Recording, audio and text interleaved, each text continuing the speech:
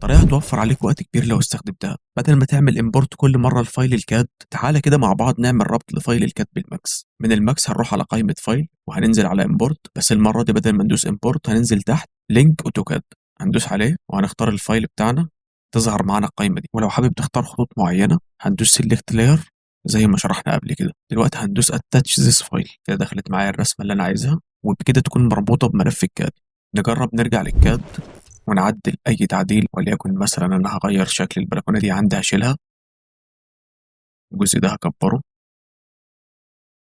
وبعد كده هحفظ الفايل، هعمل كنترول اس وارجع للماكس من تاني واروح على قائمة فايل وانزل تحت على ريفرنس. من ريفرنس هنروح مانج لينكس، هندوس على فايل، هلاقي الفايل اللي كنت عامل له ربط موجود عندي، هدوس ريلود، هدوس اوكي، وبكده هنلاقي التعديل سمع في الماكس فورا زي ما احنا شايفين. وبكده اكون وفرت وقت كبير، خصوصا لو شغال في تيم، لو واحد شغال على الكاد والتاني شغال على الماكس هتلاقي الشغل بيجري بسرعة الصاروخ. وفي النهاية لو حابب تتعلم أكتر عن برامج التصميم بطريقة سريعة وسهلة، اعمل لي لايك ومتابعة وخليك جاهز للي جاي.